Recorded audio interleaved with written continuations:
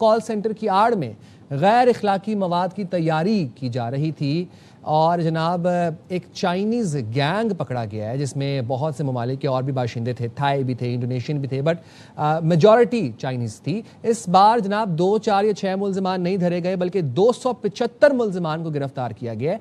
In short सादा अल्फाज में आपको बताता हूँ कर क्या रहे थे। ये कॉल सेंटर की शक्ल बनाई हुई थी इन्होंने इस पूरे सेटअप की, और ये इस कॉल सेंटर की आड़ में ये गैर अखलाकी मवाद वीडियोज़ जो थी उसको क्रिएट करते थे और उसको फिर आगे शेयर भी करते थे। जुल्करनैन हैदर हमारे साथ मौजूद हैं, हमारे नुमाइंदे, उनसे तफसीलात जानेंगे। जुल्करनैन हैदर, बस सबसे पहले तो ये बताइएगा कि 275 मुल्ज़िमान को गिरफ्तार किया गया, इनको रखा कहाँ पर गया है, क्या कानूनी कार्रवाई की जा रही है और ये कर क्या रहे थे इस कॉल सेंटर के अंदर?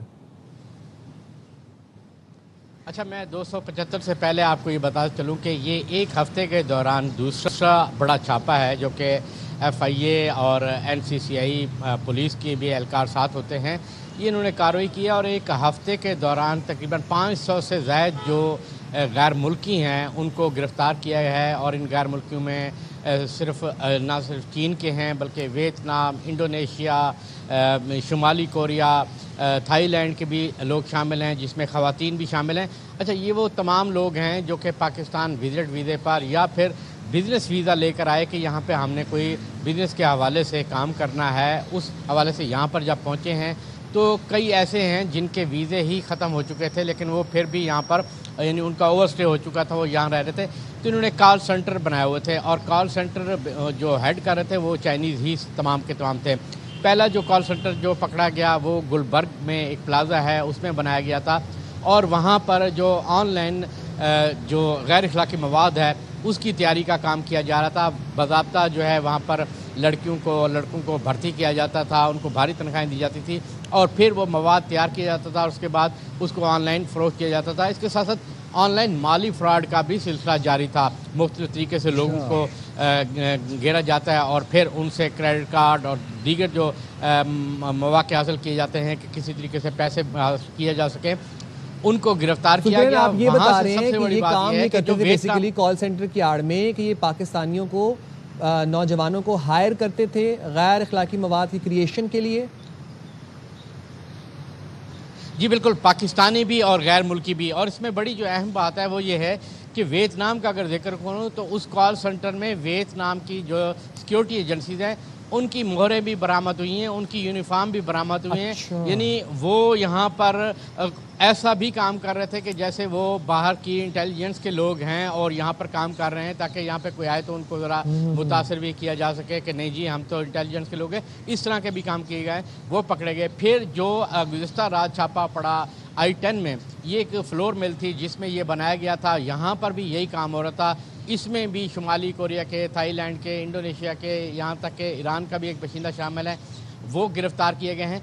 फिर इसके लिए क्योंकि ये तादाद बहुत ज़्यादा हो गई थी और अडियाला जेल में भी रखना इनको मुमकिन नहीं था, तो इस हवाले से चीफ कमिश्नर इस्लामाबाद ने सब जेल का दर्जा दिया गुलबर्ग ग्रीन कि इनको तमाम को वहाँ पर रखा जाए और फिर वीडियो लिंक के ज़रिए इनके या तो फिज़िकल रिमांड या फिर जुडिशल करने की जो इस्लाह है वो की जाती थी। और अभी तक सब जेल का दर्जा बरकरार है, वहीं रखा गया है। और अब हुकूमत ने फौरी तौर पर ये फ़ैसला किया है कि 200 से ज़ायद जो गैर मुल्की हैं जिनके वीज़े भी एक्सपायर हो चुके थे उनको तो फौरी तौर पे उनके जो एग्ज़िट परमिट हैं वो तैयार कर लिए गए हैं और 15 रोज़ के अंदर अंदर उनको भी वापस भिजवा दिया जाएगा। अब जो 2 दिनों के दरमियान मज़ीद पकड़े गए हैं उनका भी यही फ़ैसला हुआ है कि इनको फौरी तौर पे यहाँ वापस भिजवाया जाए और फिर इनके जो नाम है फॉरेन कंट्रोल लिस्ट में भी शामिल किए जाएंगे, पासपोर्ट लिस्ट में भी शामिल किए जाएंगे कि दोबारा ये पाकिस्तान में भी ना आ सकें। ये तो तमाम ज़रा मैं जानना आपसे ये चाह रहा हूँ कि कितने अरसे से ये काम कर रहे थे, कितने अरसे से ये कॉल सेंटर चल रहा था और अब तक ये कितनी ऐसी, मतलब एक, अब जिस तरह आप बता रहे हैं कि कंटेंट क्रिएशन करते थे गैर अखलाकी किस्म की,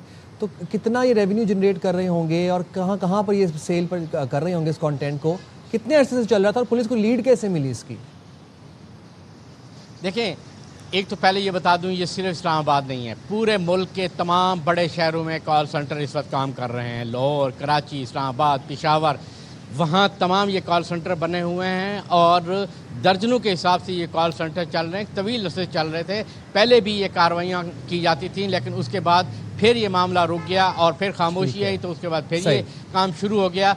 ये भी आपको बता दूं कि आपने जो आमदनी की बात की है, एक सोर्स है जो कि कॉल सेंटर में ही काम करता है, उसने बताया कि जी पर डे पाकिस्तानी 15 करोड़ रुपए इनकी आमदन है। 15 करोड़ रुपए पर डे, ये 15 यहाँ crore per month per year की बात नहीं हो रही, पर डे। बहुत शुक्रिया ज़ुल्करनैन हैदर, आपने बड़े इन डेप्थ हमें सारी तफसीलात से आगाह किया। हमें ज्वाइन किया है हमें deputy director FIA Islamabad Mohammad Afzal साहब ने। बहुत शुक्रिया अफजल खान नियाजी साहब, आपने प्रोग्राम के लिए वक्त निकाला। हमारे नुमाइंदे में बताए थे कि 15 करोड़ रुपए पर डे जनरेट करते थे ये। तो ये कोई एक कॉल सेंटर था या फिर ये बाकायदा एक मुनज़्ज़म नेटवर्क है? इसमें गुजारिश ये है कि FIA और NCCI ने मिल के गुज़श्ता 10 दिनों के दौरान 2 बड़ी कार्रवाइयाँ की हैं। एक निजी हाउसिंग सोसाइटी में 400 फॉरेन नेशनल मुख्तलिफ ममालिक के गिरफ्तार किए हैं, और कल हमने 272 मुख्तलिफ ममालिक के, जिसमें वियतनाम है, चाइना है, इंडोनेशिया है, मलेशिया है, थाईलैंड है, इन लोगों के जो लोग कॉल सेंटर चला रहे थे। बेसिकली FIA ने जो और NCCI ने मिलकर कार्रवाई की है, इसमें हमारे साथ लॉ इन्फोर्सिंग एजेंसीज का ताउन शामिल था, इस्लामाबाद मैनेजमेंट ने, पुलिस ने बड़ा ताउन किया, डिस्ट्रिक्ट मैनेजमेंट ने किया, जेल अथॉरिटीज ने किया। अफजल साहब, जानना मैं चाह रहा हूँ कि इतनी बड़ी सरगर्मी और वो भी गैर अखलाकी मवाद ये लोग सेल करते थे, क्रिएट करते थे, इस्लामाबाद जो कि कैपिटल है, वहां पर ये कैसे चलती रही इतने अरसे तक? क्या मुतल्लिका इदारों को पहले से कोई इत्तला नहीं थी इस हवाले से? इसमें बेसिकली ये जो लोग होते हैं ये अपने ठिकाने तब्दील करते रहते हैं, मुस्तकिल एक ठिकाने पे नहीं रहते। कुछ अरसा एक ठिकाना रखते हैं, फिर दूसरा अरसा कर लेते हैं। हम प्रॉपर इस पे वर्किंग करते हैं। वर्किंग करने के बाद जैसे ही हमारी इंटेलिजेंस मालूमात जो होती हैं वो कंप्लीट होती हैं, तो उसके बाद हम मिल के क्रैक डाउन करते हैं। तो इंशाल्लाह ये 2 हफ्तों के दौरान जो कार्रवाई की है ये बहुत बड़ी कार्रवाई है, और जो FIA का मैंडेट है वो फॉरेनर एक्ट के हवाले से कार्रवाई करना है। हम लोग इनके जो लोग वीजा, विजिट वीजा या बिजनेस वीजा लेके आते हैं, उसकी सर्टेन कंडीशन होती है। साहब, पिछले जितने अरसे में हमें इस तरह की इलीगल एक्टिविटीज रिपोर्ट हुई हैं, उसमें सामने ये आता है कि एक बड़ी तादाद में चाइनीज इन्वॉल्व होते हैं, चाइनीज बाशिंदे। तो उससे तासुर ये आता है कि शायद जो चीनी बाशिंदे हैं उनको साथ कोई नरमी बरती जाती है, उनको ओवरलुक किया जाता है, क्योंकि जाहिर है हमारा ब्रादर दोस्त मुल्क है और वहाँ पे हम बड़ा रिस्पेक्ट करते हैं वहाँ से कोई आए। लेकिन हम अगर चाइना जाएं या हम किसी और मुल्क जाएं, UK जाएं, US जाएं, तो हम तो बड़ा एहतराम करते हैं आईनो कानून का उस मुल्क के, और अगर ना करें तो फिर सजाएं बड़ी सख्त होती हैं हमारे लिए। एक्चुअली खाली ये चाइनीज नहीं है, इसमें वियतनाम के लोग भी शामिल हैं, इंडोनेशिया के भी हैं, मलेशिया के भी हैं, मल्टीपल लोग शामिल हैं। जो इलीगल बिजनेस होता है उसका, जो इलीगल एक्टिविटीज में मुलवस होते हैं, उसके लिए हमारी तरफ से तो कोई रिलैक्सेशन नहीं, चाहे वो किसी भी मुल्क से ताल्लुक रखता है। जब भी इतला मिलेगी तो FIA कार्रवाई करेगी। इसमें थोड़ा सा मैं ऐड करता जाऊँ कि FIA फॉरेनर एक्ट का 14 फॉरेनर एक्ट का FIR देती है। ना सिर्फ उनके खिलाफ FIR दी जाती है, बल्कि उनके वीजे के लिए FCL में ब्लैकलिस्ट कर दिया जाता है, उनको दोबारा वीजा नहीं मिलेगा, they will be deported back to their native countries. और फॉरेनर एक्ट के तहत FIA कार्रवाई करेगी। जो NCCI है वो PICA एक्ट के तहत उनके जो गैर अखलाकी मवाद है उसके तहत कार्रवाई करेगी। डिस्ट्रिक्ट मैनेजमेंट और इस्लामाबाद पुलिस हमें सपोर्ट करती है, तो हमें जैसे ही ये कोई इतला मिलती है तो FIA और NCCI मिलकर कार्रवाई करती है। कभी ऐसा नहीं हुआ कि क्विकली मैं जानना आपसे चाहूंगा, ये बता दें कि इनको डिपोर्ट करने के हवाले से क्या प्रोसेस हो रहा है?